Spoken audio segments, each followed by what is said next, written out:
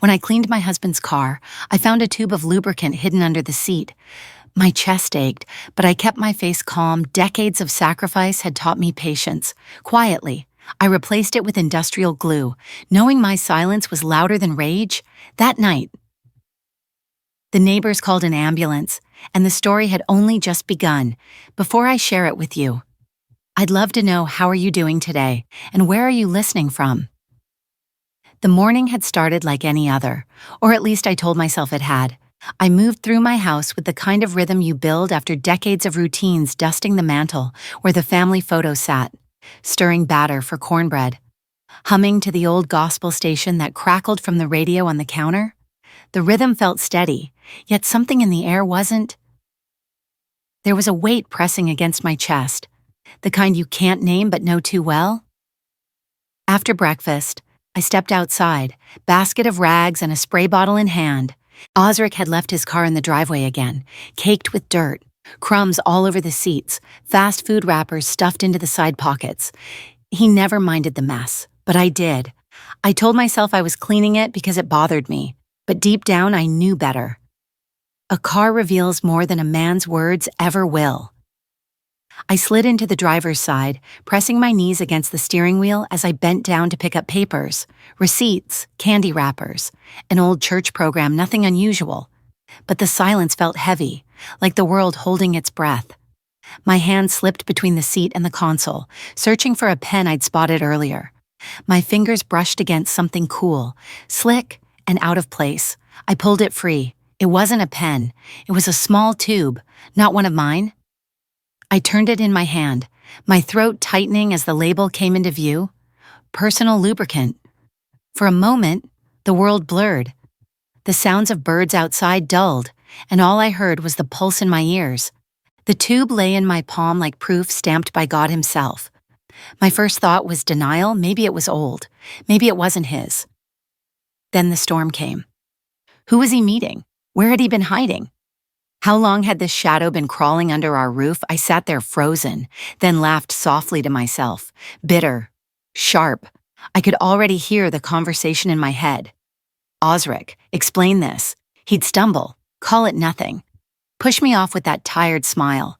I imagined the excuses lined up like dominoes ready to fall. But instead of speaking, I slipped the tube into the pocket of my apron, tucked close against my side. I wasn't going to give him the chance to lie today.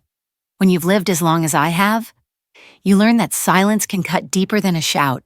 I wiped the dash, humming again, the same gospel hymn, only now each note was laced with fire. Later, I took a walk to the shed behind the house, hands steady as I searched the shelves. Past the jars of nails, the bottles of bleach, the half-empty paint cans. I found what I needed, a tube of industrial glue left over from repairing a broken chair last spring. I held it up to the light. Its weight felt like a secret weapon. Back at the car, I slipped the glue under the seat where the lubricant had been. A quiet exchange only I knew about. My lips curved into a line. His secrets were no longer his. That evening, when Osric walked in from work, he greeted me with a kiss on the cheek that landed more like a habit than affection. I busied myself at the stove, stirring beans, breathing in the aroma. He dropped his jacket on the chair. I picked it up, folding it as I always did. But as the fabric brushed against my face, a foreign scent struck me. Perfume heady, floral, expensive, and certainly not mine. I held the jacket close for another breath. Whoever she wasn't wearing drugstore perfume. No, this was deliberate, chosen to linger. It clung to his shirt like a flag planted on territory that was supposed to be mine. A flash of pain pierced through me, sharp enough to make my hands tremble. I steadied myself against the counter. My mother used to say, "Dignity is not what you show others. It's what you refuse to let them take." Those words wrapped around me like armor. I folded his shirt neatly, handed it to him with a smile that hid steel beneath. "Long day?" I asked, voice calm, like I hadn't just been gutted. He nodded, eyes avoiding mine, mumbling something about traffic. I set his plate on the table and watched him eat, my silence stretching like a shadow across the room. Betrayal feels heavier at 68 than it ever did at 28. It's not just the sting of lies, it's the years. the sacrifices, the trust layered like bricks now crumbling under your feet. He thought I'd crumble with them, but he forgot who laid the foundation of this house. I finished my dinner, pushed the plate aside, and leaned back in my chair. A calm washed over me, not of surrender but of decision. My resolve hardened in that quiet kitchen, the perfume still clinging faintly in the air. By the time the neighbors heard the ambulance, I had already decided exactly how this story would end. That night, I told myself I'd let it rest, but sleep didn't come easy. My eyes kept finding the ceiling fan's slow blades, counting turns that didn't ease my mind. When Osric finally took his shower, steam hissing from the bathroom pipes, I rose from bed and walked back to the living room. His phone lay careless on the armchair, screen still lit from some forgotten touch. The clock on the wall ticked, every second underlining what I already knew: men leave trails when they think no one's watching. The lock screen flashed a reminder: business dinner. I didn't even have time to blink before it disappeared, sliding off the screen as though it had never been there. My lips pressed tight. Calendars don't lie, not unless someone teaches them to. I opened the app, scrolling through, whole rows of Tuesday dinners erased neatly, like crumbs brushed off a table. Always Tuesday, always right after payday. Always downtown. I straightened the throw blanket, folded it with careful precision, and adjusted the coasters on the coffee table. Busy hands, steady breath. I took mental notes instead of photographs. Pictures can be denied. A memory stored in a woman's mind well. That's a ledger no man escapes. He came back toweling his head, water beading on his shoulders. I looked up with the same calm voice I used to soothe babies. How was the client eat anything good? He paused just a hair too long, then shrugged. You know, steak, usual. His eyes skittered past me toward the TV remote like a child caught in half a truth. I set a mug of tea on the table. The steam rising between us. Maybe next time bring the receipt, I said, smiling. I'll add it to the tax files. A soft trap wrapped in housework. His jaw worked. I tossed it. I nearly laughed. This man saved every coupon from Sunday papers, receipts piled high in shoeboxes. But tonight, suddenly, he's wasteful, his shoulders pulled in. And I caught the twitch in his ring finger. Restless, almost guilty, inside my chest. Disappointment curled, not wild and hot, but controlled, like embers you bank to keep for later. The next morning, sun spilled across the kitchen, and he poured himself coffee. My eyes went straight to his hand bare. No ring, no tan line either, which told me it had been off longer than a day. You forget something, I asked, nodding at his finger. He gave a half laugh, swollen knuckle, but May never gave him swelling. My lips stayed closed. Later, in the bedroom, I checked the small ceramic dish where he'd always tossed his ring before showers. Empty. I aligned it carefully so the slightest shift would show me movement later. In the laundry basket, a corner of paper peeked out from his shirt pocket. I pulled it free. A jeweler's receipt, handwritten with the name Miley's Drummond. My breath stalled. Not only a purchase, but her name. I folded the shirt back, pressing creases sharp enough to cut. I whispered to myself, I won't weep over vows he misplaced. Tears should bring a return, not a deficit.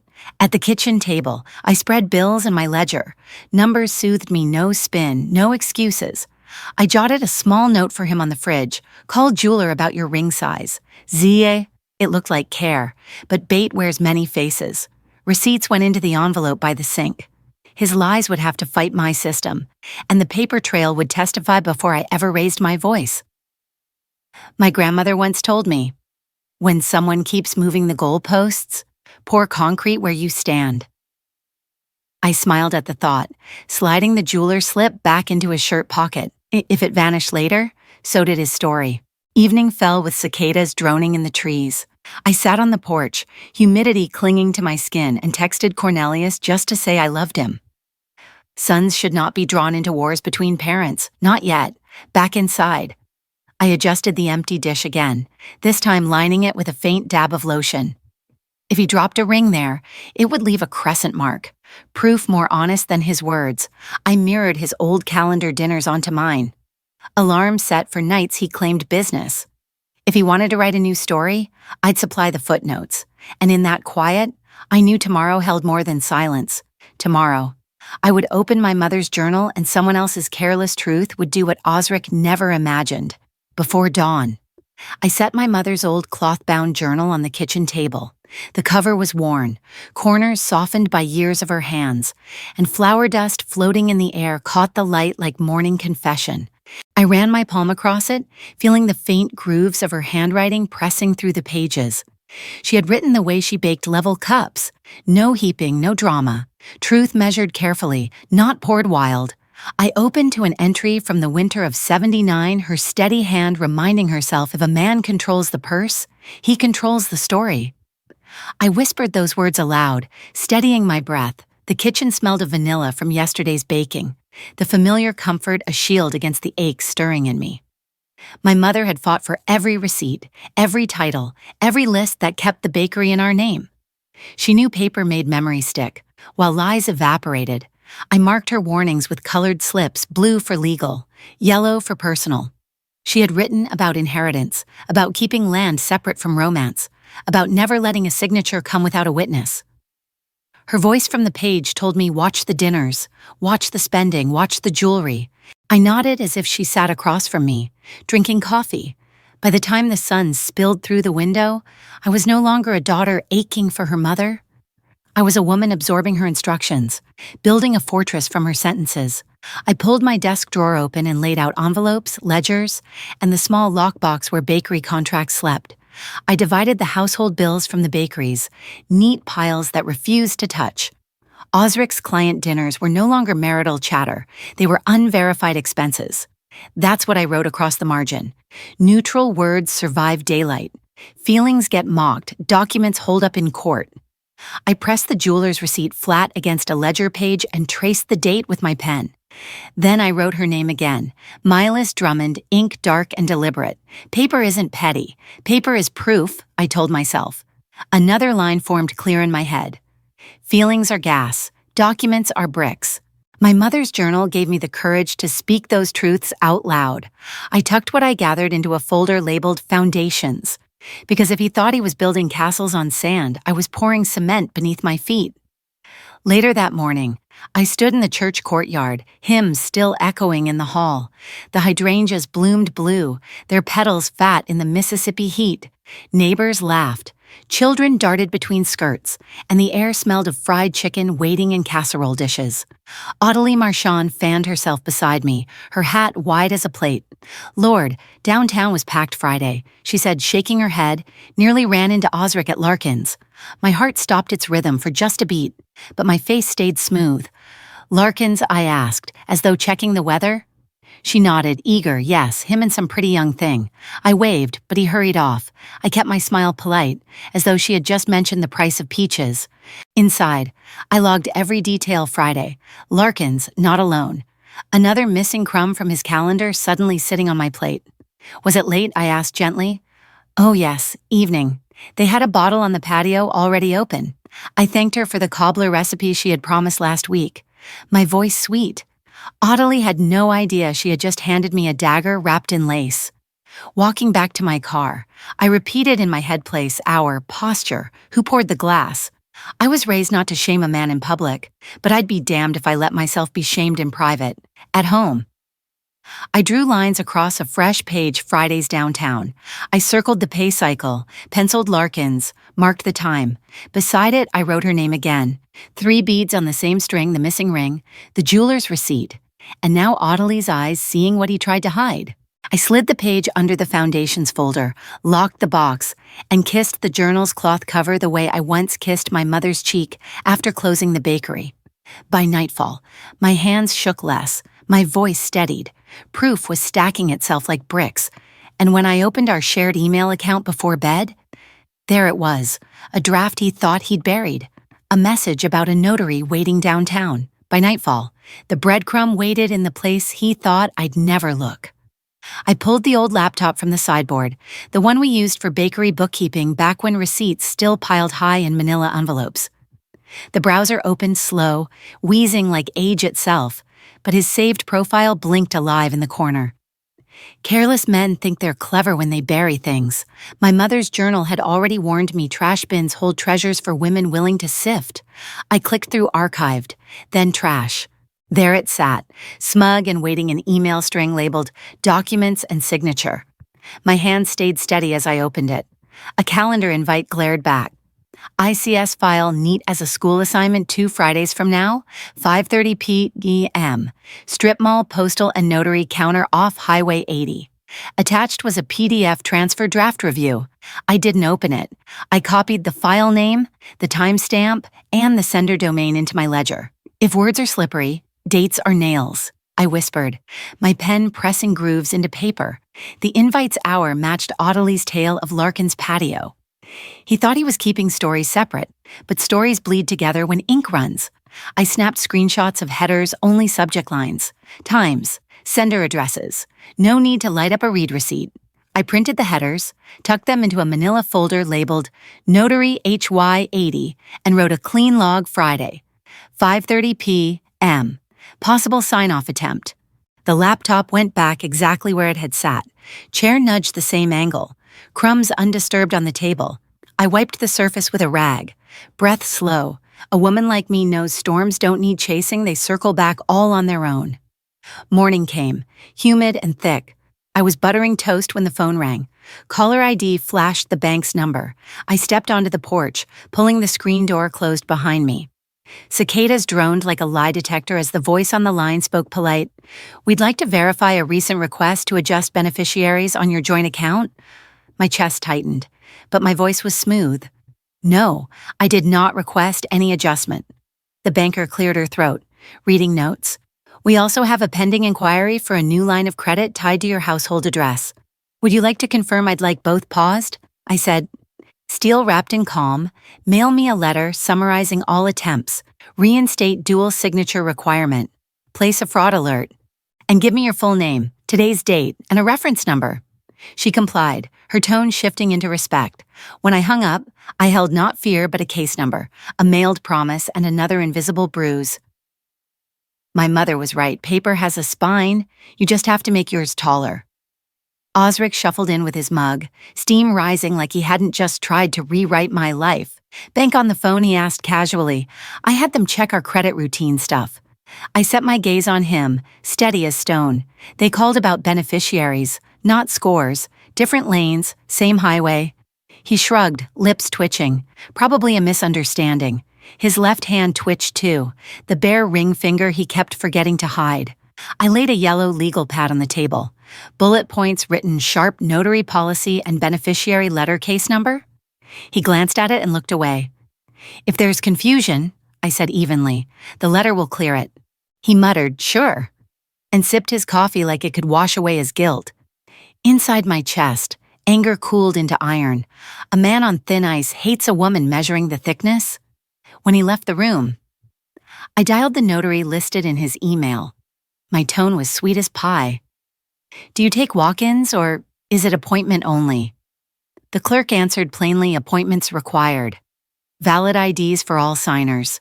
No exceptions. I thanked her, wrote her name, and stapled the note to my Notary HY80 folder. I set a calendar alert on my phone 2 Fridays from now, 30 minutes early. If he wanted to sign his life away, I'd be waiting in the parking lot, proof in my pocket, patience in my bones. Then my phone buzzed a message from Audley Zenobia.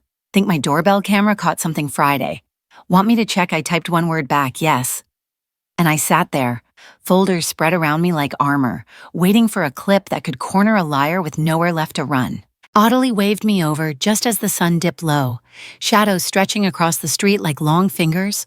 Her porch swing creaked under the weight of memory and gossip both, and she held her phone out like it carried holy proof. Come on, Zenobia, she said, tapping the screen. Got something you ought to see. The thumbnail already had my stomach tightening. Osric's SUV, easing up to the curb in front of her house. Timestamp bold and unforgiving Friday, 8:14 p.m. We watched in silence first, the sound off. There he was, stepping out with that casual gait, while Maëlys smoothed her hair as if every strand mattered. They both checked the street like children sneaking cookies before supper. Play it with sound, I told her. She tapped, and laughter spilled out, hers bright. His low. "We're late," Melis said, a giggle in her throat. "Larkins will hold the table," Osric replied, guiding her with his hand at her back. That touch gentle, practice landed heavier than any slap. I studied every corner of the frame, the license plate's chipped paint, the angle of his wrist when he shut the door, the timing of the headlights cutting off. Each detail hammered another nail into his coffin of lies. I thanked Ottilie, my voice measured. "You've done me a kindness. I won't waste it." She nodded, not fully knowing the weight of what she'd handed me. I promised to keep her clear of the storm to come, back home. I opened my ledger and drew 2 neat lines. 8:14 p.m. SUV arrives. 8:16 p.m. walks toward corner. I matched it against the vanished dinner appointment in his calendar. The overlap was perfect, too perfect for any tale of business clients. Lies, like fabric, fray when you pull on the right thread. I labeled a column Public Places Larkins, the notary office, places where strangers' eyes and receipts could testify louder than I ever could. I copied the video onto a thumb drive and labeled it Doorbell Marchand. That drive slid neatly into my foundations folder, resting beside paper and proof. Screens fade, but paper sits. Write the who, what, when as if you expect a judge, even if one never comes. That's what I told myself, settling the folder back into its drawer. Silence was my weapon now. I didn't storm into the living room to accuse him. I didn't wave the clip in his face. Silence is a vice. It tightens turn by turn, not all at once. That evening carried another sting. It was my birthday. I set the table anyway. 2 plates, because old habits don't vanish overnight. Hope has a way of staying long after it stops being welcome. Osric glanced at the table as he passed through. Got a late call. Might be out. No gift. No card. No memory of what day it was. His left hand was still bare. I kept my tone smooth. Honey over glass. If you're out late, leave the porch light on when you come back. Words for roommates, not lovers. He pecked the air near my cheek and left. The door sighing closed behind him like it had chosen sides. I cut myself a slice of pound cake, set another on a plate out of habit, then slid it back into the fridge where cold truth belongs. When a man forgets your date, you remember your dignity. Later, I lit 1 candle. My wish wasn't soft, it was sharp. Let what's hidden find daylight. I texted Cornelius, "Just to check in, I'm good. Drink water, be safe. My son didn't need my burdens tonight." I played an old Sam Cooke record, humming while I washed dishes. The gift I'd bought myself, a set of new pens, waited wrapped on the counter. A woman can invest in her own future without permission, if they won't come to your table. I murmured, "Set a place for your courage." By midnight, I was checking locks. The front door clicked smooth, the back door stuck. A fresh scratch glinted near the keyhole, metal bright like a wound. I tested the latch on the kitchen window, secure. Then I noticed a small hardware bag crumpled in the trash. Barcode fresh from the store. I didn't dig, didn't gasp. I just stood still, counting to 10 the way I did when my boy thought hide and seek made him invisible. Then I set my alarm 30 minutes early. Tomorrow I'd check every entry point and list what didn't belong. The back door had already spoken. And soon, that little tube I'd left hidden would tell the rest of the story. The morning light broke gray, and I went straight to the back door. I slid the key in slow, listening the way a woman my age learns to listen to metal. The teeth caught, then stopped short, like the lock no longer remembered me. The screws gleamed newer than the rest of the frame, and the plate showed scuffs I hadn't left. I stepped back, pulse steady, eyes narrowing. The front door still turned smooth, the kitchen latch still snug, but this lock had been replaced without my consent. I pulled my phone out, snapping picture cylinder, plate, hinges, each one time-stamped. In my ledger, I stuck a yellow note, entry change not authorized. If someone edits your home without your consent, document first, discuss later. I wedged a wooden chair under the knob for good measure, the old kind of fix women use when the world forgets we own more than our name. After coffee, I called the hardware store 2 blocks over. My tone was light, just curiosity. Do you carry standard cylinders? Do you log receipts by customer name? The clerk was polite, answered like it was any other Saturday morning. I logged the store name and the call time, tucked it into my notes. No mention of Osric, some doors you don't knock on, you just mark them. By mid-morning, I pulled the trash bin to the curb, then drifted toward the driveway. His SUV sat sweating in the heat. Leather seats holding the smell of old smoke and cheap cologne. I opened the passenger door and reached under, where I'd found it before. My fingers brushed the slick tube. The first time. It sent my pulse racing. Today, I kept the rhythm even. I made the quiet swap I'd planned for days, the trusted lubricant replaced with industrial glue in the exact same spot. No announcement, no theatrics, just a patient woman's ledger turning into a trap. Don't throw a tantrum where a ledger will do. I adjusted the seat back to the exact click I'd counted earlier, shut the door soft, and let silence cover my work like a quilt. At breakfast, Osric breezed in, humming as if locks fixed themselves. He noticed the chair braced against the back door. "You moving furniture at night?" he asked with a smirk. "Back door's fussy," I replied evenly, pouring coffee without spilling a drop. "We won't be making any changes without both signatures again." He grunted, tapping his bare ring finger on the counter. His eyes flicked toward the driveway, quick as a guilty dog checking its hiding place. "Home improvement," he muttered, like reading the weather report. "Be safe," I said flat, watching him pocket his keys. "If you're late, the porch light's on a timer. House rules sound like care until you learn their checkpoints." He left the way a picture falls off a wall sudden, then obvious. Later, passing the hall table, I saw his second phone charging. The screen lit with a preview, appointment confirmed. Serenity Spa, I didn't touch it. I let the letters burn themselves into memory. The bakery clerk had texted me too, said she needed me to check inventory because she'd seen something odd. When the truth starts sending invitations, RSVP with your spine. I grabbed my tote, slid the foundations folder inside, and tested the back lock one more time. It resisted, but I held firm. This house would not forget me. By afternoon, a clerk's shaky confession and a stranger's name on a receipt would shift the ground beneath Osric's feet. My pen would be ready. The bell over the bakery door gave a soft ring when I stepped inside, the smell of yeast and sugar clinging to the air. The morning rush had passed, leaving only quiet trays cooling in the back. My youngest clerk, barely 20, motioned to me with a look too serious for small talk. "Miss Zenobia," she whispered. "Can you step back here inside the walk-in cooler?" She hugged her clipboard like a shield. "A flour supplier called this morning. They asked if the new owner approved switching the invoices to a different address." Her eyes darted toward the office. It didn't sound right, so I told them to hold until I checked with you. She handed me her call log, unfamiliar number. Same supplier we'd trusted for 2 decades. Then she pulled a crumpled printout from the office trash. My bakery's letterhead sat at the top, but the words were all wrong. A memo listing M. Drummond as the primary contact. No signature, just initials I didn't recognize. I studied the fonts, the spacing sloppy forgery. Close enough to fool a vendor rushing through a stack, but weak enough to collapse in front of a judge. I steadied my hand on her shoulder. "You did right," I told her. "From now on, nothing changes without my pen on it. No pen, no change." In the office, I opened the bottom drawer. Contracts lay where I left them. But a packet I hadn't requested sat on top: ownership transition. Pages already filled in a template for redirecting customer complaints. A line about PR refresh photography. Initials scrawled like they owned something. I photographed every sheet beside today's newspaper, date clear, and slipped them into my foundations folder. "If a thief borrows your name," I muttered to myself, "cut up the credit and keep the birth certificate." I dialed the supplier directly.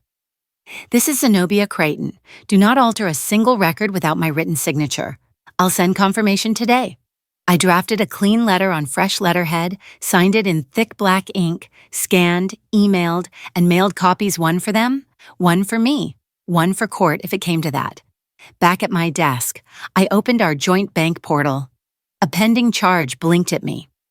Pine and Pearl Aesthetics, $428, time stamped at 1:17 p.m. I tapped merchant details, the strip of boutiques near the notary. Wrong card. 2, it wasn't his personal account but our household Visa, the one meant for groceries and light bills. I screen captured the evidence, emailed it to myself. Subject line: household card misuse, cosmetic merchant. Evidence sits better when you give it a name. The courier dropped afternoon mail, and in the stack was a glossy bag holding a serum sample. Attached was an appointment card, client MCQ Drummond, follow-up in 2 weeks. I laid it beside the screenshot, story writing itself in black and white. Later, folding laundry. I slipped my hand into Osric's jacket pocket. A receipt unfolded in my fingers, pine and pearl again. Itemized facial, add-on peel, membership fee, paid with our household visa. I photographed the slip, top to bottom, then tucked it back. The spa itself called minutes later. Cheerful voice asking, "We're confirming, miss. Drummond's aftercare, did she receive the serum wrong number?" I said evenly, logging the call time and the manager's name before hanging up. My temper pressed hard at the door, but I locked it down. A lie that spends your money is a burglary in plain clothes. At the kitchen table, I took out a fresh sheet of paper and wrote, "House rules" in black ink. No vendor changes without my approval. No charges above $100. No PR contracts without my signature. I taped one by the phone, one in the office, one inside the pantry where he kept his pretzels and secrets. I texted the clerk, "Thank you for standing steady today. Forward everything to me, no exceptions." Then I drafted an email to Alaric Boone, "My attorney, title verification urgent. New documents suggest attempted transfer of control." The spa card and the forged memo lay side by side on the table. My name still outranked their initials. Then Alaric's reply lit my screen. "Crisp as a gavel, I have the title. And you're the only owner of record. Come tomorrow." Alaric Boone's office was cool and dim, lined with shelves that smelled faintly of old paper and cedar polish. I sat across from him, my tote on my lap, my ledger balanced like a second spine. He slid a manila folder toward me with the county seal stamped bold across the first page. "Zenobia," he said, "the records are clean. Current owner of Title U and only you."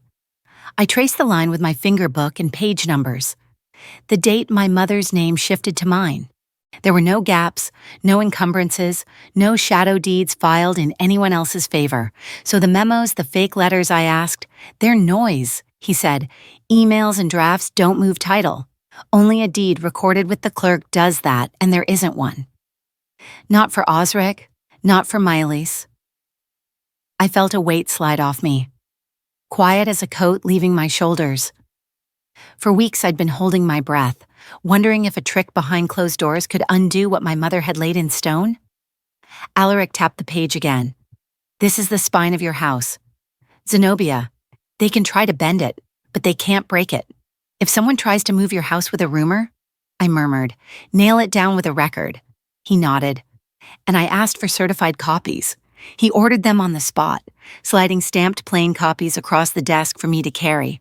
We built a small kit together, my title copy, an affidavit of ownership, a vendor letter with my signature sample, a cease and desist template for misuse of the bakery name. "Kadaido, keep it in your bag," he said. "One hand free, one hand carrying this, you'll be ready." He drafted a short notice to the bank, tying it to the fraud alert I'd already placed. Dual signatures required. Any new credit frozen. "This way," he explained. "If anyone pushes, the bank pushes back." I emailed myself a line right there in his office. "I am sole owner. Any contrary claim is unauthorized." A breadcrumb with today's date, tucked safe in my inbox. We set a follow-up after the notary appointment. His promise plain: if someone tried to file something dirty, he'd be at the courthouse first. I left his office lighter, the folder tucked beside my ledger like armor paired with a shield.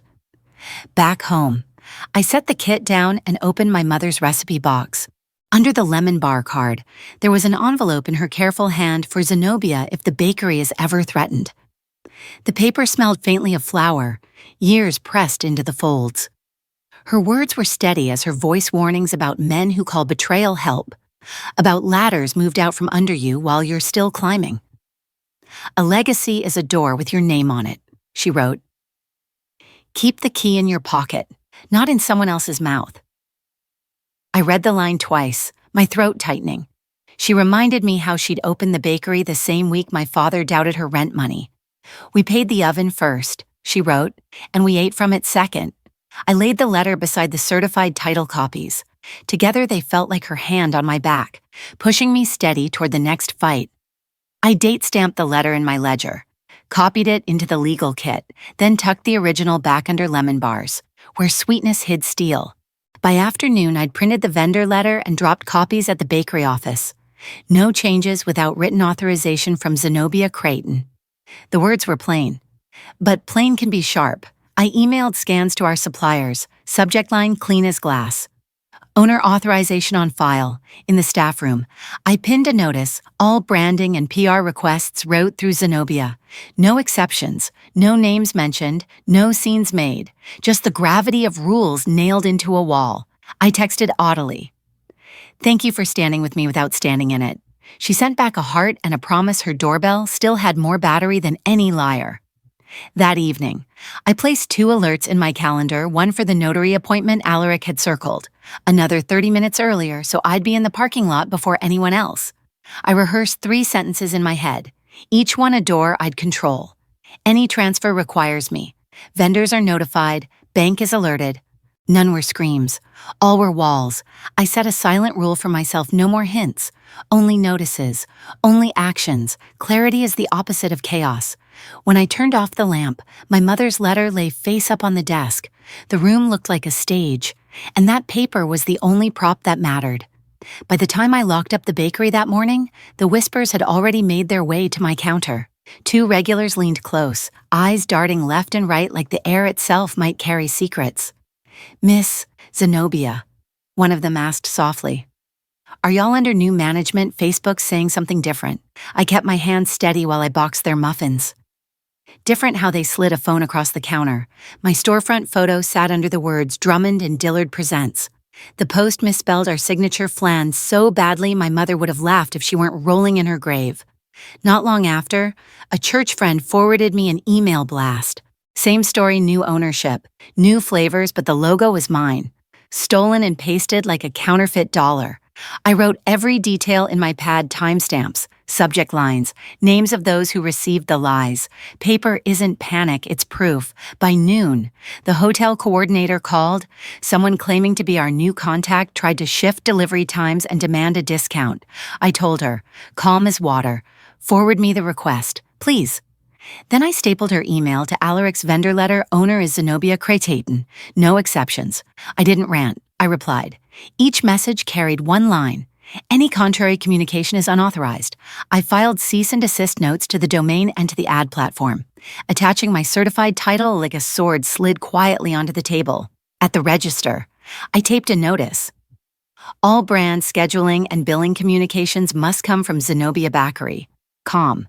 Staff got a script too. Take their name, take their number, and give them Miss Zenobia's card. No wiggle room. When someone tries to rename your home, I told my young clerk, you keep answering to your own name. That evening, I slipped my tote onto my shoulder and left a neat note on the fridge catering consult. Back tomorrow. 2 early deliveries explained my absence. The lamp timer clicked on in the living room. Blinds angled just so, throwing shadows like a play still running even without its lead actress. I parked 2 streets away, walked to Audley's, and settled on her sofa. She had her tablet open to her doorbell feed, notepad ready. You sure? She asked. You don't have to knock over a table to flip it, I said. Sometimes you just step away and see who sits down. At dusk, Osric's SUV rolled to a stop outside my house. The visor dropped, Miley's checked her lipstick, Audley killed her lamp, and we held our breath as the front door opened with my key at 7:12. By 7:18, the bedroom lamp glowed through the curtain. I tapped my recorder on. Their laughter spilled faint and ugly. Glass clinks against what used to be my quiet. Her voice teased, told you, we've got the house. His answer burned low. She's out of town on. I logged the times, captured the doorbell still. Their bodies leaned easy, too close, too familiar. I didn't call, didn't storm in. The trap wasn't the moment, it was the silence they mistook for permission. The night stretched, slow as molasses. A dog barked, then hushed. At 7:43, a drawer slid upstairs my nightstand. I knew the sound. I wrote it down without flinching. Nightstand, 7:43. Proof, not panic. Audley handed me water. Her eyes said the words her lips didn't hold steady. I laid the spa card and the fake memo beside my pad. Their day of spending ended where their night of stealing began. I don't chase storms anymore. I whispered. I build roofs. Then at 9:02, a yelp cracked through the bedroom window, sharp enough to still the block. By 9:05, the first neighbor stepped onto their porch, phone lifted, ready to film, from Audley's window. I watched the block shudder awake. Porch lights snapped on like dominoes. One neighbor in a robe clutched her phone to her ear, whispering to dispatch, "They're screaming on her upstairs." Sounds bad. I wrote it in my ledger: 902 yelp, 905 call, 906 two more. Folks stepping out to see. I didn't write gossip, only minutes. The doorbell camera caught my front door cracking, slamming shut, voices muffled and jagged. I steadied my breath like I'd trained myself in out, document. I scribbled. 911 in progress, neighbor porch, female caller. Audley clicked the tablet into split screen, one feed showing my porch, the other my living room cam. Sirens swelled in the distance. Doppler bending around trees. "They're close," she whispered. I wrote the moment I first heard it, because law listens to minutes, not memories. The ambulance pulled to the curb, lights painting the brick in blue and red. EMTs knocked, announced themselves. The door flew open, jerked by hands inside. Then a fire unit parked, headlights flaring, among the crew. I recognized a walk before I saw his face, my son, Cornelius, in uniform. My chest ached to run to him, but I pressed myself deeper into Audley's couch. Tonight, his work was his shield. Through the open doorway, I glimpsed sheets lifted for privacy, heard clipped questions, measured answers, linens. One voice ordered, solvent. The word adhesive floated out, cut short. I didn't chase details. I wrote only what passed my ear. When my heart begged to shout, my spine held the pen. Neighbors clustered on the sidewalk, whispering in knots. Audley stepped onto her porch. "Give the medics room," she said firmly. No heat in her tone, just gravity. The EMTs darted back and forth, hauling in a portable screen to shield the scene. Even in humiliation, someone tried for dignity. A police cruiser rolled up, an officer taking names of callers. I stayed invisible across the street. From the corner of my eye, I saw the awkward dance of bodies guided through the hall, sheets wrapped around them, EMTs straining to maneuver. Cornelius's voice carried. Calm and practiced, clear the threshold. His tone was steady, neutral, duty first. It broke me and steadied me all at once. By the time the ambulance doors shut, the block let out a long, uneven breath. Then my phone pinged. The message header flashed, Osric. "You were incredible tonight. Delete our thread now." My stomach clenched. He meant it for my Elise. He sent it to me. The universe underlined his treachery in red ink. Another ping, a failed photo stub. Grayed out with retry, I tapped save without opening. Evidence belongs in a pantry, not a plate. I screenshotted the thread, forwarded it to my email labeled S23. Audley didn't need the details. She slid her hand over mine. "Paper it, Z." I did. "If the truth volunteers," I murmured. "You don't debate it. You file it." Cornelius emerged last, walking beside the officer. Their words stayed low. He signed a paper, nodded, stared at his boots longer than he needed. When his eyes lifted, they found me across the street. I didn't raise my arms. I lifted my ledger. He gave one nod, then climbed back into the rig. The officer crossed over, asked through Audley's screen. "Are you the homeowner?" "Yes," I said, sliding my certified title copy under the mesh, "and I'll need the incident number." He paused on my name, then recited the number. I wrote it under S9 in my ledger, witness first, wife second. I stared at my front door, steady and sharp. The next time it opened for me, it would be with my attorney at my side. Keys in hand, truth on paper, morning light fell sharp against the hospital's brick as I walked inside. My tote heavy with paper, not emotion. The nurse led me to a family conference room near the orthopedic wing. The space was plain 4 chairs, a pitcher of water, blinds half closed. It was exactly what I needed, a table for truth. Osric arrived with a brace under his shirt, shoulders stiff. Miley's trailed 2 steps behind, sunglasses covering more than the morning sun. I kept my voice low, my hands folded over my tote. Without ceremony, I placed a folder on the table, inside certified title copy, vendor letters, bank case number, doorbell stills, spa receipt, the missent heart text. "This ends today," I said evenly. "Any claim that you own or manage my bakery, or any use of the household card without my consent done." I slid across the notice Alaric prepared, bold header, separation and asset protection. Bullet points clear as bricks, financial freeze.